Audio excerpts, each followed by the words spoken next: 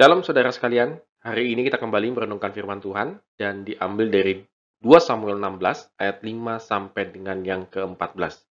Saudara, saya tetap menganjurkan untuk saudara membaca semua pada bagian ini dan saya akan membaca hanya beberapa bagian saja. Ketika Raja Daud telah sampai ke Bahurim, keluarlah dari sana seorang dari kaum keluarga Saul, ia bernama Simei bin Gera. Sambil mendekati raja, ia terus-menerus mengutuk Daud dan semua pegawai raja. Daud dilemparinya dengan batu, walaupun segenap tentara dan semua pahlawan berjalan di kiri kanannya. Beginilah perkataan Simei pada waktu ia mengutuk, "Nyalah, nyalah, engkau penumpah darah, orang Dursila. Mungkin Tuhan akan memperhatikan kesengsaraanku ini dan Tuhan membalas yang baik kepadaku sebagai ganti kutuk orang itu pada hari ini." Demikianlah Daud melanjutkan perjalanannya dengan orang-orangnya, sedang Simei berjalan terus di lereng gunung bertentangan dengan dia, dan sambil berjalan ia mengutuk, melemparinya dengan batu, dan menimbulkan debu.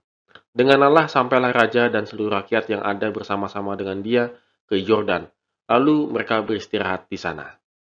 Ya, saudara, akhirnya Daud tiba di Bahurim. Dan di manakah letaknya Bahurim? Nah, kalau boleh saya gambarkan ya. Eh, Absalom itu kan menyatakan dirinya sebagai raja di Hebron. Lalu mereka pergi gitu ya, pergi ke Yerusalem. Nah, Yerusalem di sini ya.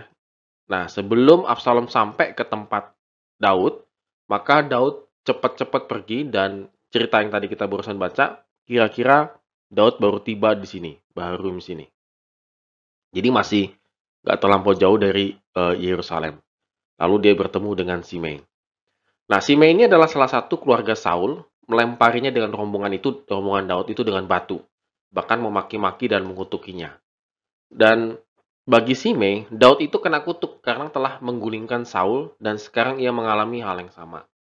Memang kutukannya itu sangat keras sekali gitu ya, dan memang padahal itu boleh dibilang Daud itu ketika tanda petik lah merebut tahtanya Saul, itu dilakukan dengan tidak sangat kasar. Tidak seperti Absalom yang sangat kasar gitu ya kepada bapaknya. Tapi kembali lagi, ini kan ada keluarga Saul yang masih setia.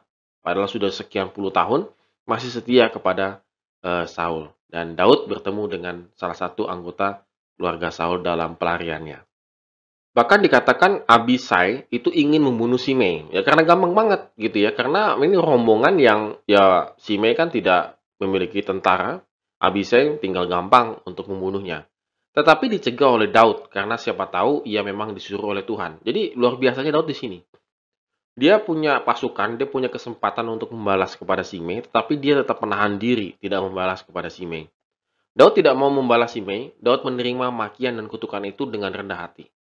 Wah, ini nggak gampang ya, saudara. Itu kan jadi sepanjang jalan dilempari batu, bahkan walaupun berbalik arah, maksudnya Daud tetap terus jalan, dan Simei kebalikan arahnya. Tetapi di situ dikatakan dia mengutuki sampai keluar debu, artinya melempar-lempar batu sampai keluar debu. Jadi sangat keras sekali itu dia mengutuki Daud.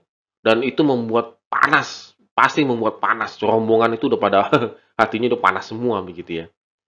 Dan Daud melanjutkan tidak menggubrisnya, bayangin ya, tidak menggubrisnya sampai ke Sungai Yordan. Nah, ini akhirnya Daud melanjutkan perjalanan. Nah, inilah sampai di sini nih, Sungai Yordan sebelah sini.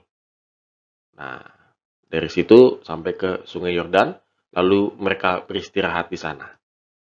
Saudara, Daud menganggap kutukan Simei sebagai pembentukan Tuhan untuk mendidik dan mengingatkan Daud terhadap segala kesalahan dan kelemahannya. Jadi Daud luar biasanya di situ. Justru ada kutukan, maki-makian begitu, dia malah mengkoreksi diri. Kita kadang-kadang nggak bisa sabar untuk hal itu. Kita ingin sekali cepat-cepat membalas. Daud tidak terbawa sikap reaksional, tetapi mengevaluasi diri dan meneruskan arah langkahnya pada tujuan hidup. Jadi dia tetap fokus kepada tujuan hidupnya, yaitu memang pada saat itu ingin melarikan diri dulu untuk sementara waktu. Dia tidak punya waktu untuk mengurusi Simei, karena dia sudah memiliki tujuan hidup yang baru. Nah, saudara, di sini yang menjadi kekuatan daripada seorang yang bernama Daud.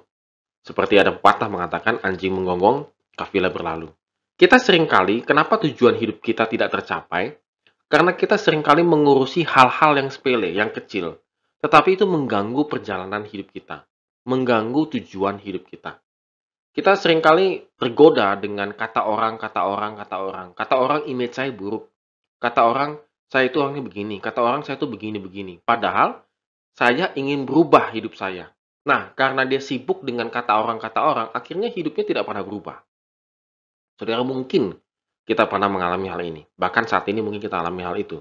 Kenapa tujuan hidup kita tidak sampai? Karena kita terlampau sibuk mengurusi maki-makian tersebutlah, ataupun kata-kata negatif dalam kehidupan kita. Oleh karena itu, saudara, kita belajar dari Daud. Biarkanlah orang mengata-ngatai kita apapun itu, negatifkah, positifkah, begitu. Tetapi kita tetap memiliki sikap rendah hati. Jadikanlah semua kata orang yang aneh-aneh itu misalnya gitu ya saudara, sebagai pembentukan diri kita di hadapan Tuhan. Dan kita tetap fokus kepada Tuhan. Kita berjalan dengan tujuan Tuhan dalam kehidupan kita. Bukan kata orang. Mari saudara sekalian kita renungkan firman Tuhan pada hari ini, supaya kita lebih fokus lagi kepada tujuan hidup kita berdasarkan firman Tuhan. Amin. Tuhan Yesus memberkati kita semua.